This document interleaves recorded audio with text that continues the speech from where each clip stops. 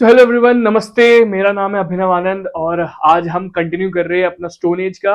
जो हमने वादा किया था, जो मैंने वादा किया था कि मैं स्टोन एज का हर एक कैटेगरी में आपको समझाऊंगा और फिर उसके बारे में हम अच्छे से समझेंगे और देखेंगे कि कैसे हमारा जो स्टोन एज है, जो पूरा एंशियंट इंडिया है, जिसमें स्टोन एज आता है, चारकोलिथिक एज आता है, फिर इंडस वैली सिविलाइजेशन आता है, फिर वैदिक एज आता है। ऐसे करते करते हम एक एक पार्ट को, एक एक एज को समझ के उसके बाद आगे बढ़ेंगे। ठीक है, so let's get started. सबसे पहले आता है time frame has been divided into 3 span. जो हमारा जो समय है वो 3 तरीके से डिवाइड कर रखा है। पहला आता है प्री हिस्टोरिक,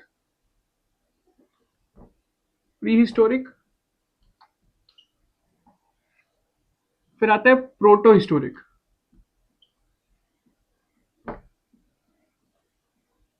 फिर आता है हिस्टोरिक।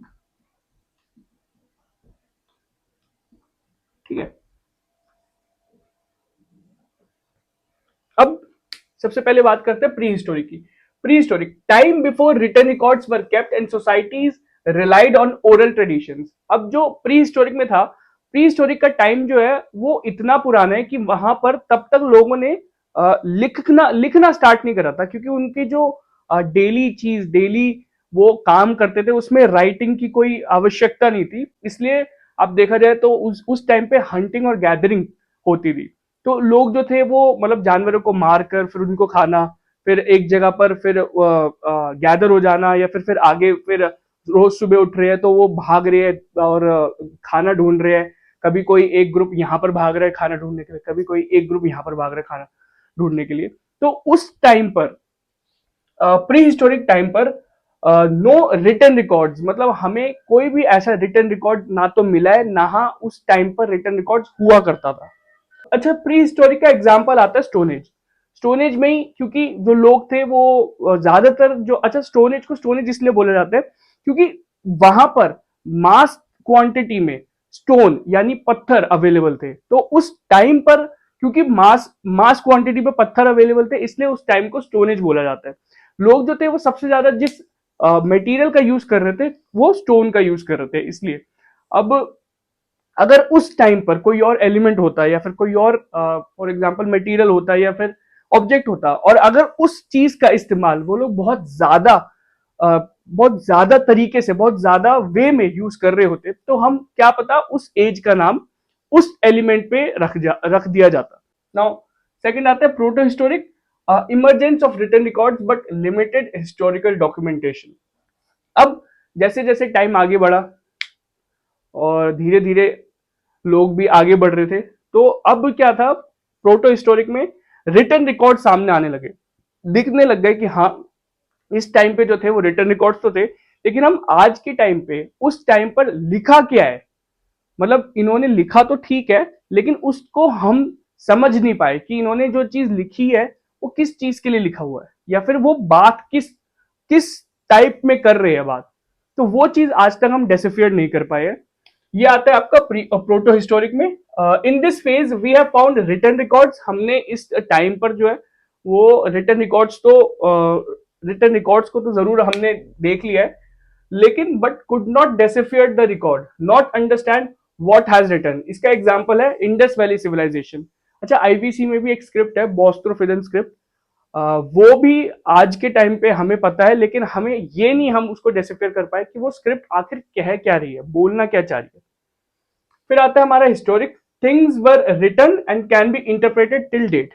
आज जो भी हम कुछ चीज हिस्टोरिकली देख पा रहे हैं, समझ पा रहे हैं, वो सिर्फ हिस्टोरिकल की वजह से, क्योंकि हम हम आज के टाइम पे उस चीज को देख भी लिया कि क्या चीज वो हिस्टोरिकल में थी, और वो सारी चीजें जो हिस्ट्री में हमारी लिखी हुई है, रिटन रिकॉर्ड्स हमारे पास, उस चीज को आज के टाइम पे हम समझ भी पा रहे हैं, वो सिर्फ और सिर्फ हिस्टोरिकल टाइम पे। एग्जाम्पल आते हैं हमारे वेदास, उपनिषद, रामायणा, महाभारत, वो ये सारी की सारी हमारे हिस्टोरिक टाइम से रिलेटेड है। हम सारे ग्रंथ आज के टाइम पे समझ पाते हैं, उसको हम अपनी जिंदगी में उतार पाते हैं जस्ट बिकॉज इस हिस्टोरिक की वजह से।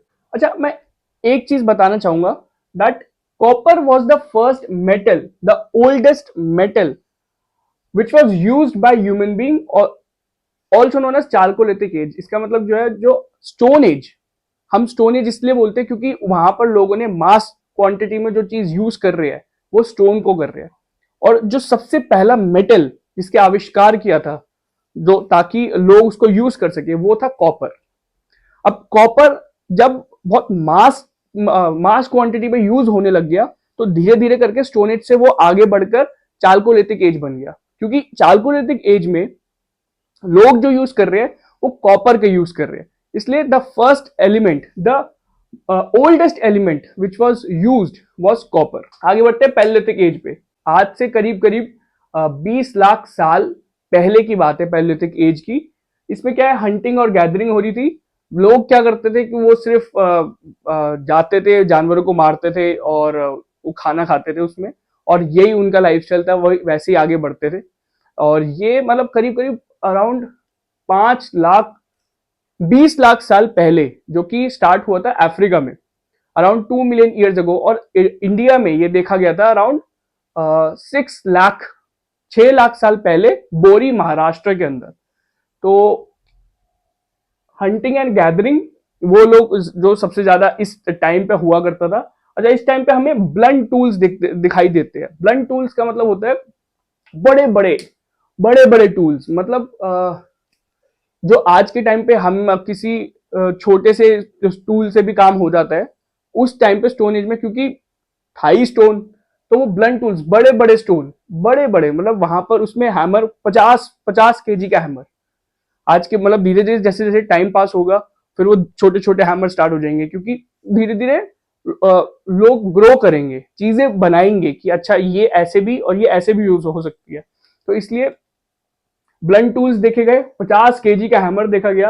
अच्छा, पैलियोलिथिक एज में जो टेम्परेचर था, क्योंकि हमारी जो पृथ्वी का जो टेम्परेचर स्टार्टिंग में जो था वो कोल्ड था, वो हीट नहीं थी, गर्म नहीं था। वो धीरे धीरे जैसे जैसे टाइम आगे आगे आता गया, टाइम बीतता गया, तो जो हमारे जो पृथ्वी का टेम्परेचर था वो धीरे धीरे बढ़ने लगा। तो इस टाइम पे cold temperature start to decline. तो धीरे धीरे जो टेम्परेचर था वो राइज होने लग गया। अच्छा, now due to temperature decline, heat rising and evolution of flora and fauna. अब जैसे जैसे हीट जो है वो राइज कर रही है तो इवोल्यूशन, प्लांट्स और एनिमल्स, फ्लोरा एंड फौना वो ग्रो कर रहे हैं। एनिमल्स ग्रो कर रहे हैं, प्लांट्स वो ग्रो कर रहे हैं, वो आगे बढ़ रहे हैं, क्योंकि गर्मियों में चीजें ग्रो करना शुरू करती है। अगर आपने देखा जाए तो सर्दियों में क्या है कि इतनी ज्यादा एक्टिविटीज नहीं होती है, तो गर्मियों में जो है उस टाइम पे जैसे कोई टेम्परेचर जो है वो डिक्लाइन कर रहा है, तो अब चीजें जो है वो आगे आगे की तरफ बढ़ रही है, ग्रो कर रही है। Sheep and cattle farming got increased. अब सेकंड में आते हैं मेसोलिथिक, डोमेस्टिकेशन, पशुपालन। अब जैसे जैसे टाइम पीरियड जो है वो आगे बढ़ने लगा, हम पैलियोलिथिक से मेसोलिथिक पे आए। अब मेसोलिथिक में क्या था, अब टेम्परेचर जो राइज करा था उसकी वजह से प्लांट्स और एनिमल्स ये भी ज्यादा ग्रो करने लग गए। अब ज्यादा ग्रो करने लग गए तो जो अब लोग हैं वो एनिमल्स को अपने साथ रखना ही शुरू कर दिया उन्होंने। अब उन्होंने डोमेस्टिकेशन अपनाना शुरू कर दिया। अब क्या है, अब वो कहीं पे भी जा भी रहे हैं, कहीं अगर एक साथ मिलकर जा रहे हैं तो वो अब जानवरों को भी अपने साथ रख रहे हैं और वहीं पर ही कहीं बैठ के वो एक साथ रह रहे हैं, फिर वो आगे बढ़ रहे हैं, फिर वो एक साथ रह रहे हैं। तो क्या है, मेसोलिथिक में डोमेस्टिकेशन, पशुपालन जो है वो स्टार्ट हो गया। और अब जो है वो लोग जो है वो ख्याल रखने लग गए। अब जो है वो अब सीधा मतलब ये नहीं है कि सिर्फ हंटिंग ही करनी है, अब वो जानवरों का ख्याल भी रखने लग गए, क्योंकि अब टेम्परेचर जो है वो इंक्रीज कर रहा है, चीजें जो है वो ज्यादा ग्रो कर रही हैं, अब वो दिखाई दे रही हैं, वो हर जगह दिखाई दे रही हैं। पहले क्या था, टेम्परेचर जो है इतनी ज्यादा राइज नहीं कर रहा था, इसलिए जो है वो चीजें भी इतनी ज्यादा नहीं थी। तो इसलिए फिर धीरे धीरे जो है टाइम जो है वो आगे बढ़ने लग गया। और मेसोलिथिक के बाद आ गया आपका न्यूलिथिक। न्यूलिथिक को हम और भी कहते हैं न्यू स्टोन एज। अब इसमें क्या है कि चीजें जो है वो टेम्परेचर की वजह से जो ज्यादा ग्रो करने लगी। अब लोगों ने क्या है, एग्रीकल्चर स्टार्ट कर दिया। अब जो है वो प्लांट्स जब इतने सारे हैं और चीजें जो हैं अब अवेलेबल चीजें हैं, तो अब उन्होंने क्या है, एग्रीकल्चर स्टार्ट कर दिया। अब जो एग्रीकल्चर कर रहे हैं, अब वो जो चीजें, जो क्रॉप्स जो है वो आ रही है उनके पास, उनको अब वो इतनी ज्यादा तापमान, अब वो इतनी ज्यादा क्वांटिटी में आ रही है कि उन्होंने अब वो पॉटरी सिस्टम करना भी स्टार्ट कर दिया। वो पॉट बना रहे हैं और पॉट बनाने के बाद वो जो सारी की सारी जो धान है, वो क्रॉप्स है, वो उसके अंदर डाल रहे हैं और वो उसको स्टोर करके रख रहे हैं। तो ऐसे करते करते नियोलिथिक पीरियड जो है वो आगे चलने लग गया। अच्छा, अब इसको नियोलिथिक पीरियड को हम नव पाषाण काल भी कहते हैं, और पैलियोलिथिक पीरियड को हम पूर्व पाषाण काल, और मेसोलिथिक पीरियड को मध्य पाषाण काल भी कहते हैं। ये मैंने चीज आपको बता दी है that Africa was the geographically first place where stone age was seen. तो आज से करीब करीब 20 लाख साल पहले जो हमें स्टोन एज देखने को मिलता है वो अफ्रीका के अंदर देखने को मिलता है। और इनका टाइम पीरियड जो फिर से हम डिस्कस करते हैं, पैलियोलिथिक टाइम पीरियड है 5 lakh BCE to 10,000 BCE. Mesolithic का टाइम पीरियड है मेसोलिथिक का टाइम पीरियड है 10,000 बीसी टू 6,000 बीसी, जहां पर डोमेस्टिकेशन स्टार्ट हो गया था। और नियोलिथिक का पीरियड है 6,000 बीसीई टू 1,000 बीसी, जिस पर हमने एग्रीकल्चर और पॉटरी सिस्टम स्टार्ट कर दिया था।